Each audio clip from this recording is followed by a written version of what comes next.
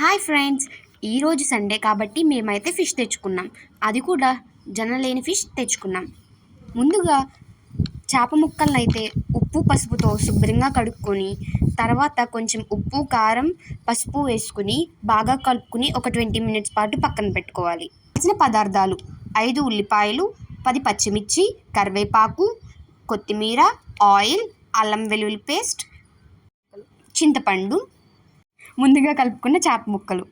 ఒక మందమైన దాకా తీసుకోవాలి. చేపల కూరకు అయితే ఇది మస్ట్, ఎందుకంటే చేప ముక్కలు అడగంటకుండా ఉండడానికి. 100 గ్రామ్స్ ఆయిల్ వేసుకుని కరివేపాకు, పచ్చిమిర్చి, ఉల్లిపాయలు వేసుకుని కాసేపు మగ్గనివ్వాలి. తర్వాత పసుపు ఉప్పు వేసుకుని ఇంకాసేపు మగ్గనివ్వాలి.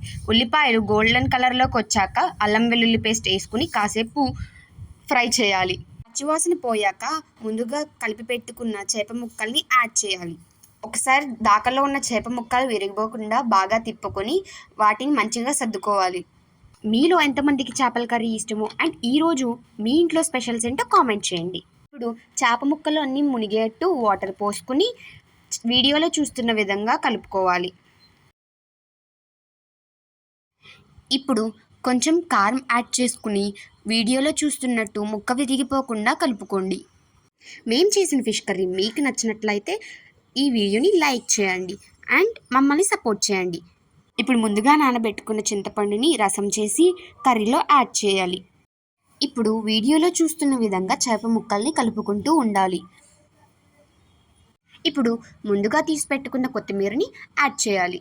చూస్తున్నారు కదా ఎంత బాగుందో. ఇప్పుడు 30 మినిట్స్ పాటు కర్రీని ఎగరనివ్వాలి. ప్రతి 5 మినిట్స్కి ఒకసారి కలుపుకుంటూ ఉండాలి. సో ఎంతో రుచికరమైన ఫిష్ కర్రీ రెడీ. మా వాళ్ళైతే లొట్టలు వేసుకుంటూ తిన్నారు. మీరే వినండి వాళ్ళ మాటల్లో. త్వరగా అక్క, ఎగ్జైటింగ్గా ఉంది. స్మెల్ అయితే అదిరిపోయింది. మరి టేస్ట్ ఎలా ఉందో చెప్పు. వావ్, సూపర్, కుమ్మేసావు అక్క. మీరు కూడా ఈ ఫిష్ కర్రీని తప్పక ట్రై చేయండి. మీకు కానీ మా వీడియో నచ్చినట్లయితే లైక్ చేయండి, షేర్ చేయండి అండ్ మా ఛానల్ని సబ్స్క్రైబ్ చేయండి. Thanks for watching.